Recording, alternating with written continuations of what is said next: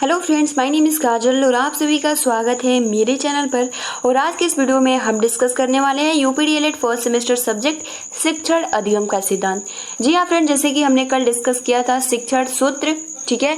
इसमें हमने 5 point discuss किया था कि शिक्षण सूत्र का अर्थ क्या होता है, शिक्षण सूत्र की परिभाषा क्या होती है और शिक्षण के विभिन्न सूत्र क्या होते हैं। तो उसमें हमने 5 जो सूत्र थे वो डिस्कस किए थे और 6 सूत्र जो थे वो शेष रह गए थे। तो आज की इस वीडियो में जो शेष रह गए थे वो हम डिस्कस करेंगे, प्लस हम ये जानेंगे कि शिक्षण सूत्र के क्या होते हैं उपयोगिताएं। तो आज के इस वीडियो में हम यही डिस्कस करेंगे। अगर आपने प्रीवियस वीडियोस नहीं देखे हैं तो आप सभी को प्लेलिस्ट का लिंक आपको कमेंट्स बॉक्स में मिल जाएगा, आप वहां से जाकर देख सकते हो। तो चलिए फ्रेंड्स शुरू करते हैं। वीडियो को लाइक कर दीजिए और अपने फ्रेंड्स मित्रों को शेयर कर दीजिए। तो हमने कल डिस्कस किया था सरल से जटिल की ओर, ज्ञात से अज्ञात की ओर, स्थूल से सूक्ष्म की ओर, पूर्ण से अंश की ओर, ठीक है, अनिश्चित से निश्चित की ओर। आज के इस वीडियो में हम जानेंगे प्रत्यक्ष से अप्रत्यक्ष की ओर क्या होता है, विशिष्ट से सामान्य की ओर, विश्लेषण से संश्लेषण की ओर, मनोवैज्ञानिक क्रम से तर्क संगत की ओर और अनुभव से युक्ति युक्त की ओर। तो ये आज का हमारा 6 टॉपिक है, ठीक है, जो कि बहुत ही महत्वपूर्ण है। तो चलिए फ्रेंड्स शुरू करते हैं, ठीक है। तो सबसे पहला तो हम देख लेते हैं जो आपका है पूर्ण से अंश की। तो देखिए फ्रेंड्स, सबसे पहला आपका पॉइंट है प्रत्यक्ष से अप्रत्यक्ष की ओर, ठीक है, सीन टू अनसीन। तो प्रत्यक्ष सबसे पहले हम बता दें प्रत्यक्ष क्या होता है या अप्रत्यक्ष क्या होता है। जैसे कि एक होता है मूर्त और दूसरा होता है अमूर्त। तो वही होता है प्रत्यक्ष, यानी किसी वस्तु को दिखाकर और उसके बाद हमें जो वस्तु वो नहीं देख सकते उसके बारे में बताना चाहिए। यानी सबसे पहले तो जो वस्तु के बारे में वो देखे हैं उसके बारे में बताना चाहिए और जो वस्तु वो नहीं देखे हैं उसके बारे में डिस्कस करना चाहिए। तो चलिए फ्रेंड्स हम इसके बारे में जानते हैं कि इस सूत्र के बारे में। तो इस सूत्र के अनुसार छात्रों को सबसे पहले उनके द्वारा देखी गई वस्तुओं के बारे में बताना चाहिए, उसके बाद उन वस्तुओं के बारे में जिन्हें वो नहीं देख सकता। अर्थात हम कह सकते हैं उनके पहले उनके वर्तमान की जानकारी कराई जाए, फिर उसकी के सहायता से भूत या भविष्य की, क्योंकि जो वस्तुएं हमारे सामने होती है उनका ज्ञान हम आसानी से कर पाते हैं। अतः शिक्षण के समय शिक्षकों को छात्रों को अप्रत्यक्ष वस्तुओं, तथ्यों, घटनाओं की जानकारी देने के लिए पहले प्रत्यक्ष वस्तुओं, घटनाओं के उदाहरण प्रस्तुत करना चाहिए। उदाहरण, ठीक है, तो उदाहरण के लिए आप कह सकते हो कि भाषा में चित्र, पठन व अन्य विषयों में सहायक सामग्री, जैसे कि मान लीजिए चार्ट हो गया, ठीक है, चित्र हो गया, मॉडल हो गया, मूर्त वस्तु हो गए, इन सभी के माध्यम से बच्चों को अप्रत्यक्ष वस्तुओं के बारे में सरलता से जानकारी दी जा सकती है। तो आपने देखा भी होगा, जैसे कि आपका पृथ्वी है तो हम ग्लोब के थ्रू उसके बारे में समझाते हैं। उसके बाद की सामाजिक विषय में ग्लोब, मॉडल, चित्र आदि के माध्यम से संसार के विविध भागों के बारे में बताया जा सकता है। तो ये आपका हो गया प्रत्यक्ष से अप्रत्यक्ष की ओर। अगला जो है आपका वो है विशिष्ट से सामान्य की ओर। तो विशिष्ट से सामान्य की ओर क्या होता है, तो सबसे पहले तो महत्वपूर्ण जो है इस सूत्र को दृष्टांत से सिद्धांत की ओर ले जाना भी कहते हैं। आगमन विधि में इस सूत्र का प्रयोग किया जाता है, अर्थात पहले उदाहरण प्रस्तुत करके फिर निष्कर्ष पर पहुंचते हैं, ठीक है, यानी सबसे पहले एग्जाम्पल, उसके बाद हम निष्कर्ष पे पहुंचते हैं। तो चलिए इसके बारे में हम जानते हैं। तो इस सूत्र के अनुसार अध्यापक को छात्रों के सामने पहले किसी प्रकरण से संबंधित कई उदाहरण प्रस्तुत करना चाहिए, फिर उन्हीं की सहायता से सिद्धांत व नियम स्पष्ट करना चाहिए। स्वयं उदाहरण प्रस्तुत करके उन्हें निष्कर्ष निकालने के लिए प्रेरित करना चाहिए और यह सूत्र बालकों को निरीक्षण, परीक्षण, विचार, चिंतन आदि के अवसर प्रदान करता है। अतः इसमें बच्चे के रुचि पूर्वक सीखते हैं, जिससे प्राप्त ज्ञान अस्थायी होता है और विज्ञान, गणित तथा व्याकरण शिक्षण में यह सूत्र विशेष उपयोगी होता है, ठीक है। अब देखिए इसमें कुछ उदाहरण है, जैसे कि मान लीजिए संज्ञा सर्वनाम। संज्ञा सर्वनाम क्रिया विशेषण पढ़ाते समय पहले इनके एक से अधिक उदाहरण प्रस्तुत करना चाहिए, फिर उन्हीं उदाहरणों को समेकित करते हुए इनकी परिभाषा को स्पष्ट करना चाहिए। दूसरा उदाहरण हो सकता है कि संस्कृत हिंदी में सूक्ति एक विशिष्ट विचार से संबंधित होती है, परंतु उसकी व्याख्या समान संदर्भों में की जाती है।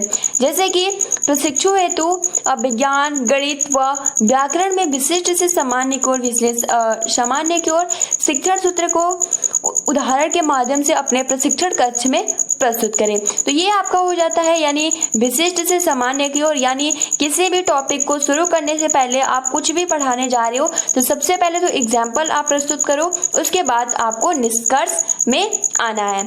ठीक है, अब देखिए अगले जो आपका पॉइंट है वो है विश्लेषण से संश्लेषण की ओर। तो इसके बारे में हम थोड़ा जानते हैं। तो ये देखिए सबसे पहले तो एक शिक्षा शास्त्र के अनुसार कि ये है क्या। ठीक है, तो किसी समस्या के ऐसे जीवित टुकड़े, ठीक है, किसी समस्या के ऐसे जीवित टुकड़े करना कि जिनके जोड़ने पर समस्या का हल तैयार हो जाए वो विश्लेषण कहलाता है। और खंडों में प्राप्त ज्ञान को जब जोड़कर समझाया जाता है तो उसे हम संश्लेषण कहते हैं। तो देखिए यही है आपका कि विश्लेषण से संश्लेषण की ओर। तो अब आपको बहुत ही आसानी के साथ समझ में आ गया होगा कि विश्लेषण किसे कहते हैं और संश्लेषण किसे कहते हैं। तो किसी समस्या के ऐसे जीवित टुकड़े करना कि जिनके जोड़ने पर समस्या का हल तैयार हो जाए उसे हम विश्लेषण कहते हैं, यानी जोड़ जोड़ के। और जो आपका संश्लेषण होता है वो ये होता है कि खंडों में प्राप्त ज्ञान, यानी अलग अलग खंडों से जो भी हमें ज्ञान प्राप्त होता है जब उसको जोड़कर समझाया जाता है तो उसे हम संश्लेषण कहते हैं। ठीक है, अब इसके बारे में हम थोड़ा जानते हैं कि यह है क्या। तो विश्लेषण बालक को किसी बात को भली प्रकार समझने में सहायक होता है, तो संश्लेषण उस बात को ज्ञान को निश्चित रूप प्रदान करता है। ठीक है, यानी विश्लेषण से संश्लेषण के और हमने बहुत ही आसानी से डिस्कस किया कि है क्या। तो विश्लेषण बालक को किसी बात को भली प्रकार समझने में सहायक होता है, तो जो संश्लेषण होता है वो उस बात, यानी जो भी टॉपिक होता है, कोई भी बात होता है तो वो उसको निश्चित रूप प्रदान करता है। क्या? तो संश्लेषण। इस सूत्र के अनुसार किसी घटना या तथ्य की जानकारी पहले समग्र रूप में कराकर फिर उसके विविध भागों व्याख्या व विश्लेषण द्वारा स्पष्ट किया जाना चाहिए। तत्पश्चात उन भागों या खंडों को आपस में जोड़कर पूरी जानकारी कराकर निष्कर्ष तक पहुंचना चाहिए। यानी सिंपल अगर कहें कोई घटना घट जाती है, ठीक है, तो अगर कोई घटना घट जाती है तो सबसे पहले तो हम जितना घटना घटित हुआ है उसके बारे में बताएंगे, फिर उसके जितने भी पार्ट्स हैं, ठीक है, उसके विविध भागों पे व्याख्या करेंगे, विस्तार पूर्वक उसका विश्लेषण करेंगे।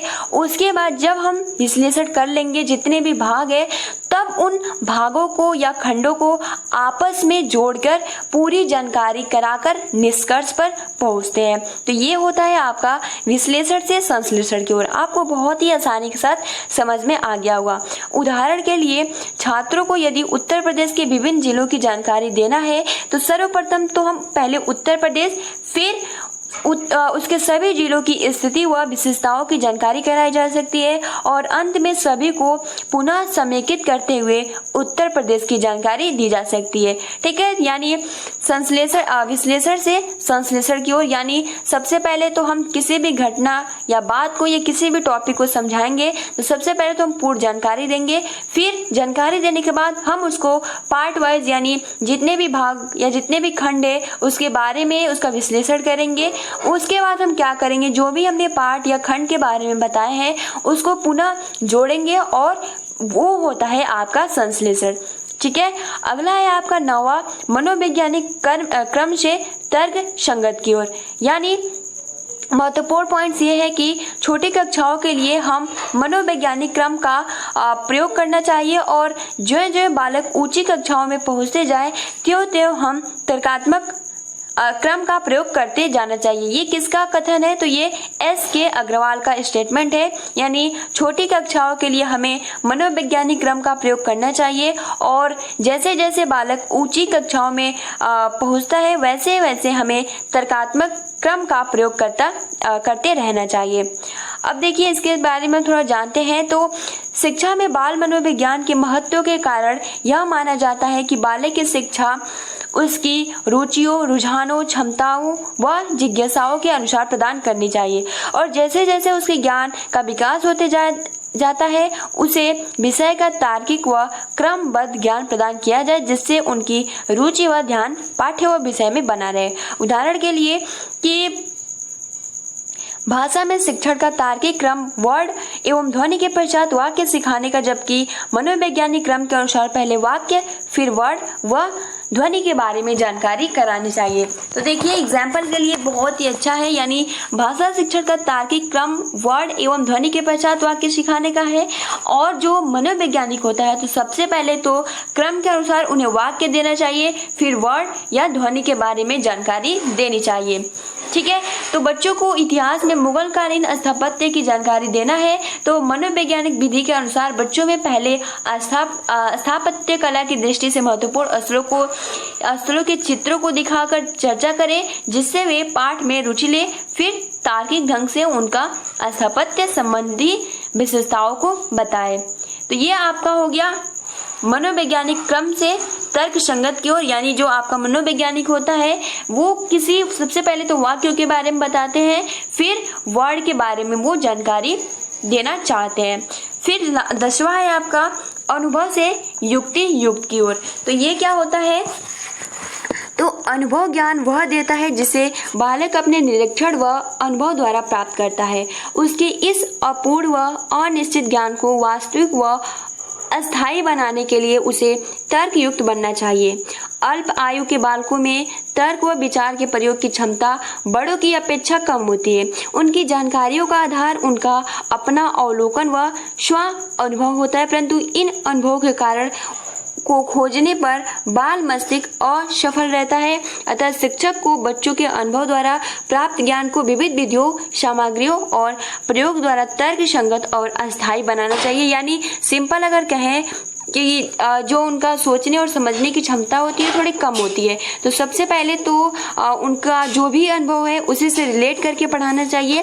ठीक है, और उसके बाद आप जो भी ज्ञान या जो भी आप टॉपिक दे रहे हो तो उसके बाद उनको विभिन्न विधियों के तरीकों से आपको समझाना चाहिए, ताकि वो जो ज्ञान है वो अस्थायी रूप से उन्हें समझ में आ जाए। उदाहरण के लिए कि सूर्योदय व सूर्यास्त को वह प्रतिदिन देखता है, गर्मी के बाद बरसात, फिर से जाड़ा आता है और सर्दियों में कोहरा भी वो देखता है। बरसात में जोरदार बारिश वह प्रतिवर्ष देखता है, परंतु ऐसा क्यों होता है और इसके क्या कारण है, इसे वो समझ नहीं पाता है। अतः शिक्षक को कारण सहित व उदाहरण सहित TLM के माध्यम से उनकी जिज्ञासाओं का समाधान करना चाहिए, जिससे उनका जो अनुभव है वो ज्ञान युक्ति युक्त बन जाए, यानी जो भी अनुभव है वो एक अस्थायी रूप उसको दिया जाए। अगला है आपका प्रकृति का अनुसरण, यानी इस सूत्र का आशय है कि बालक की शिक्षा दीक्षा उसकी प्रकृति के अनुसार होनी चाहिए और शिक्षक को उन्हें सिखाते समय उनकी आयु, मानसिक स्तर, क्षमताओं, रुचियों को सदैव ध्यान में रखना चाहिए। पाठ्यक्रम, पाठ्य वस्तु, पाठ्य पुस्तक, शिक्षण विधि, शिक्षण अधिगम सामग्री व गतिविधियां सभी कुछ बच्चों के शारीरिक व मानसिक विकास व आवश्यकताओं के अनुरूप होने चाहिए। यदि हमारी शिक्षा व शिक्षण बाल विकास में बाधक बनते हैं तो वह अनुचित, अप्रासंगिक एवं अमनोवैज्ञानिक है। अतः शिक्षक के रूप में हमें इस सूत्र का अनुसरण करके छात्रों के स्वाभाविक विकास में सहायता करने को तत्पर रहना चाहिए। यानी उनका ध्यान, उनका जो भी मानसिक स्तर, उनके क्षमता के आधार पर, उनके रुचि के आधार पर हमें कुछ भी पढ़ाना चाहिए। ठीक है, यानी प्रकृति का अनुसरण करके। तो ये आपका लास्ट था प्रकृति का अनुसरण। तो ये बहुत ही महत्वपूर्ण है, आप इसको याद कर लीजिएगा प्रकृति का अनुसरण वाला, कि इस सूत्र का आशय होता है कि बालक की शिक्षा दीक्षा उसकी प्रकृति के अनुसार होनी चाहिए। शिक्षक को उन्हें सिखाते समय उनकी एज, उनकी मानसिक स्तर, उनकी क्षमता, उनकी रुचि ध्यान में रखना चाहिए और उसी के अनुसार जो भी पाठ्यक्रम, पाठ्य वस्तु, पाठ्य पुस्तक, शिक्षण विधि, शिक्षण अधिगम सामग्री व गतिविधियां सभी कुछ बच्चों के शारीरिक व मानसिक विकास व आवश्यकताओं के अनुरूप होना चाहिए। ठीक है। अब देखिए, अब हम जानते हैं कि शिक्षण सूत्रों की शिक्षण में उपयोगिता क्या है इसके बारे में। तो हमने शुरू में ही बताया था कि इसकी जो उपयोगिता होते हैं, शिक्षक के सामने कोई समस्या ना आए, ठीक है, और छात्र बहुत ही आसानी के साथ किसी भी टॉपिक को बहुत ही आसानी के साथ सीख सके। तो ये होता है शिक्षण सूत्रों की शिक्षण में उपयोगिता। तो देख लेते हैं इसमें क्या लिखा है। तो शिक्षण के द्वारा ही शिक्षा के उद्देश्यों की प्राप्ति की जा सकती है। शिक्षा का महत्वपूर्ण और अंतिम लक्ष्य छात्रों के व्यक्तित्व का सर्वांगीण विकास करना है। इस दृष्टि से शिक्षण का मुख्य उद्देश्य अधिगम है और छात्रों में अधिगम प्राप्ति को सुनिश्चित करना शिक्षक का प्रमुख दायित्व है। अपने दायित्व के कुशलतापूर्वक निर्वहन हेतु शिक्षक के लिए यह आवश्यक है कि वह शिक्षण की कला में दक्ष व निपुण हो, यानी उसके सब कुछ पहले से ही मालूम हो, ठीक है। यानी शिक्षण सूत्र इस कार्य में उसके लिए एक मार्गदर्शक की भूमिका निभाते हैं। इनके प्रयोग द्वारा वह अपने शिक्षण को सरल, रुचिकर, बोधगम्य व बाल उपयोगी बना सकते हैं और साथ ही इनके प्रयोग द्वारा वह बच्चों की संप्राप्ति को अपेक्षित स्तर तक पहुंचा सकते हैं, ठीक है। और अध्यापन की सफलता हेतु प्रत्येक शिक्षक को अपनी इनकी जो जानकारी व प्रयोग में क्षमता, दक्षता अनिवार्य है। इससे कम समय व श्रम में वह बच्चों को सिखाने हेतु प्रेरित करने में लक्ष्य को प्राप्त कर सकता है। तो ये आपका पूरा यहाँ पे खत्म होता है, ठीक है। अब यहाँ से देखिए शिक्षण प्रविधियाँ स्टार्ट हो गया है। तो आज के इस वीडियो में हमने जो पूरा आपका शिक्षण सूत्र था यहाँ पे समाप्त होता है, ठीक है। हमने जो डिस्कस किया कि 11 शिक्षण सूत्र होते हैं और आप सभी को बहुत ही आसानी के साथ समझ में आ गए होंगे सरल से जटिल की ओर क्या होता है। तो ये जो आपका सरल से जटिल की ओर होता है, इस सूत्र का जो आशय होता है कि छात्रों को सबसे पहले तो सरल, उसके बाद जटिल बातों की जानकारी दी जानी चाहिए। उसके बाद जो था ज्ञात से अज्ञात की ओर, यानी जो बात उनको पहले से ही पता है उनको वो बात छात्रों से जाननी चाहिए। उसके बाद अज्ञात की ओर जाना चाहिए, ठीक है। उसके बाद आपका स्थूल से सूक्ष्म की ओर, यानी किसी वस्तु को दिखाकर, ठीक है, मूर्त से अमूर्त इसको कहा जाता है, ठीक है। यानी किसी वस्तु को दिखाकर उसको बाद हमें जो अप्रत्यक्ष होता है, जो हमें नहीं दिखता है, उसके बारे में जानकारी दी जानी चाहिए, ठीक है। जैसे गणित में जोड़ घटाना सिखाने के लिए गेंद, गोली, कंकड़ आदि का प्रयोग करना चाहिए, क्योंकि उनको पता है कि गेंद क्या है, गोली क्या है और कितने हो सकते हैं। पूर्ण से अंश की ओर, यानी पहले पूर्ण जानकारी देने चाहिए, फिर उसके पार्ट वाइज डिस्कस करना चाहिए। फिर आपका है अनिश्चित से निश्चित की ओर, यानी अगर कोई बालक किसी भी सब्जेक्ट या किसी भी टॉपिक में उसका जो ज्ञान है अस्थायी है, मतलब कि उसको संदेह है कि हाँ ये गलत भी हो सकता है कि या फिर ये भ्रामक हो सकता है, तो उनका जो भी संदेह है, डाउट है, उसको दूर करना चाहिए और उन्हें निश्चित यानी अस्थायी रूप से उनको बताना चाहिए, ठीक है। तो ये होता है अनिश्चित से निश्चित की ओर। उसके बाद है प्रत्यक्ष से अप्रत्यक्ष की ओर, यानी किसी भी वस्तु को पहले दिखाए, उसके बारे में बताए, जो वस्तु उन्होंने देखा है उससे रिलेट करके आप बता सकते हो। फिर हमने डिस्कस किया विशिष्ट से सामान्य की ओर, यानी इस विधि के द्वारा सबसे पहले तो हमें जो आपका विशिष्ट से सामान्य की ओर होता है, इसमें सबसे पहले आपको उदाहरण प्रस्तुत करना चाहिए, उसके बाद आपको निष्कर्ष पे आना चाहिए। यानी अगर आप कोई भी सब्जेक्ट या कोई भी टॉपिक पढ़ा रहे हैं तो सबसे पहले तो आपको उदाहरण देना चाहिए बहुत सारे, उसके बाद आपको सामान्य की तरफ यानी निष्कर्ष की तरफ आना चाहिए, ठीक है। एग्जाम्पल के लिए अगर आप संज्ञा पढ़ा रहे हो तो सबसे पहले आप एक दो एग्जाम्पल देंगे, नाम, ठीक है। उसके बाद विश्लेषण से संश्लेषण की ओर, यानी किसी वस्तु को पूर्ण रूप से उसको बताना, उसके बाद उसको टुकड़े टुकड़े यानी पार्ट वाइज विस्तृत करके उसका विश्लेषण करना, उसके बाद जो भी अलग अलग पार्ट है, खंड है, उसको जोड़कर और फिर से एक करके और मतलब पुनः पूर्ण तरीके से बताना, उसको हम संश्लेषण कहते हैं, ठीक है। उसके बाद मनोवैज्ञानिक क्रम में तर्क संगत की ओर, जो मनोवैज्ञानिक का होता है, सबसे पहले उदाहरण के लिए तो आपको